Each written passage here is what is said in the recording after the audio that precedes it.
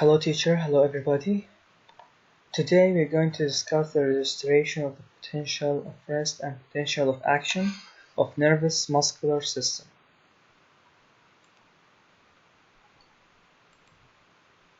Membrane potential, also transmembrane potential or membrane voltage, is the difference in electric potential between the inferior and the exterior of biological cell.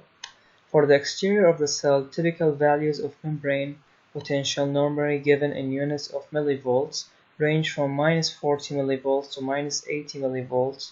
All animal cells are surrounded by a membrane composed of a lipid bilayer with proteins embedded in it. The membrane serves as both an insulator and a diffusion barrier to the movement of ions. Ion pump proteins actively push ions across the membrane and establish concentration gradients across the membrane, and ion channels allow ions to move across the membrane down those concentration gradients. Ion pumps and ion channels are electrically equivalent to a set of batteries and resistors inserted in the membrane, and therefore create a voltage between the two sides of the membrane. The membrane potential has two basic functions. First, it allows a cell to function as a battery, providing power to operate a variety of molecular devices embedded in the membrane.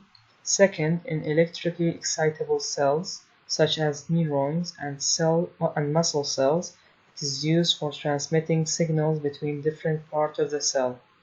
Signals are generated by opening or closing of ion channels at one point in the membrane, producing a local change in the membrane potential.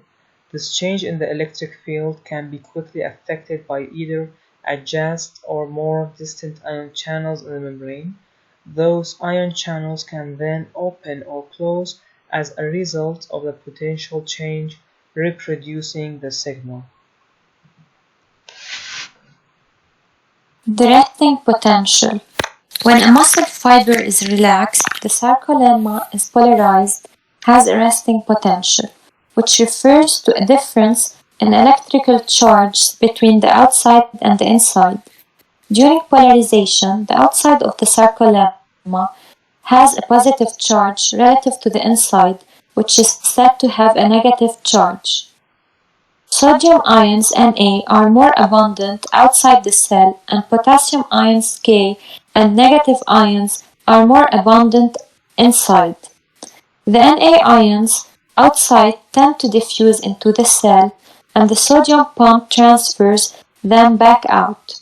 The K ions inside tend to diffuse outside, and the potassium pump returns them inside. Both of these pumps are active transport mechanisms, which you may call required ATP. Muscle fibers use ATP to maintain a high concentration of Na ions outside the cell and a high concentration of K inside. The pumps, therefore, maintain polarization and relaxation until a nerve impulse stimulates a change. Action potential.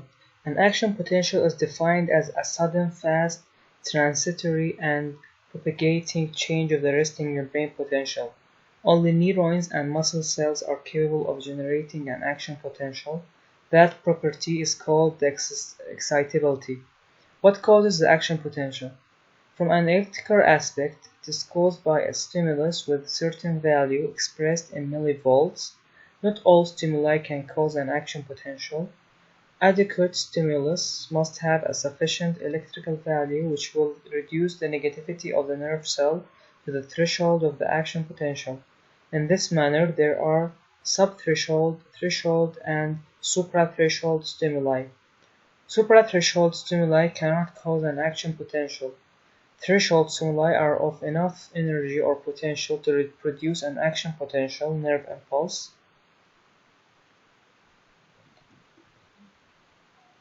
Suprathreshold stimuli produce an action potential, but their strength is higher than the threshold stimuli. So an action potential is generated when a stimulus changes the membrane potential to the values of threshold potential.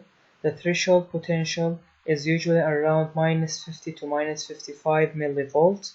It is important to know that the action potential behaves upon the all or none law.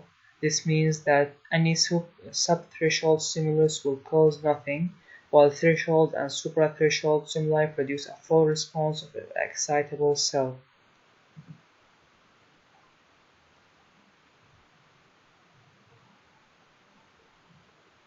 Action potential. In many ways, the action potential is not the movement of voltage or ions, but the flow of these ions channels, opening and closing, moving down the axis. As you can see in this picture, the movement of ions through the membrane what causes the action potential. Is an action potential different depending on whether it is caused by threshold or suprathreshold potential? The answer is no. The length and amplitude of an action potential are always the same. However, increasing the stimulus strength causes an increase in the frequency of an action potential. An action potential propagates along the nerve fiber without decreasing or weakening of amplitude and length. In addition, after one action potential is generated, neurons become refractory to stimulus for a certain period of time in which they cannot generate another action potential. From the aspect of ions, an action potential is caused by temporary change in membrane permeability for diffusible ions. These changes cause ion channels to open and the ions to decrease their concentration gradients. The value of threshold potential depends on the membrane permeability, intra and extracellular concentration of ions, and the properties of the cell membrane. An action potential has several phases: hypopolarization, depolarization, overshoot, repolarization, and hyperpolarization. First, we will talk about depolarization. When a nerve impulse arrives at the axon terminal, it causes the release of acetylcholine, which is a neurotransmitter. It diffuses across the synapse and bonds to the acetylcholine receptors on the sarcolemma. By doing so, acetylcholine makes the sarcolemma very permeable to Na ions, which rush into the cell. This makes the inside of the sarcolemma positive relative to the outside, which is now considered negative. The electrical impulse thus generated, called an action potential, then spreads along the entire sarcolemma of a muscle fiber. The sarcolemma has inward folds called T-tubules, transverse tubules, shown in which carry the action potential to the interior of the muscle cell.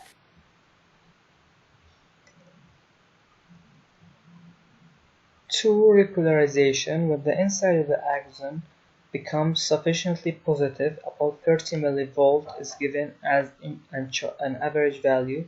The sodium channels close. This closing of the sodium channels will greatly limit the ability of sodium ions to enter the axon. In addition to the sodium channels, closing the potassium K+ channels open. Now potassium is free to cross the axon, as you can see in this picture here. It goes down in the diagram. Refractory period. The refractory period is the time after an action potential is generated, during which the excitable cell cannot produce another action potential. There are two subphases of this period, absolute and relative. Absolute refractoriness overlaps the depolarization around 2 to 3 of repolarization phase. A new action potential cannot be generated during depolarization because all the voltage-gated sodium channels are already opened or being opened at their maximum speed. During early repolarization, a new action potential is impossible since the sodium channels are inactive and need the resting potential to be in a closed state from which they can be in an open state once again. Absolute refractoriness ends when enough sodium channels recover from their inactive state. Now the relative is the period when the generation of a new action potential is possible, but only upon a suprathreshold stimulus. This period overlaps the final 1/3 of repolarization. As you can see in this diagram, it shows the absolute refractory period and relative refractory period. Over here in the relative refractory period, we can generate another action potential, but the stimulus needs to be stronger than the first stimulus that we generate in the absolute refractory period. Here in the absolute, we can generate another action potential even if it's stronger. It's impossible, but here it's possible if we generate another stimulus, but it's stronger than the first one. Here's the sources we use. Thank you for listening.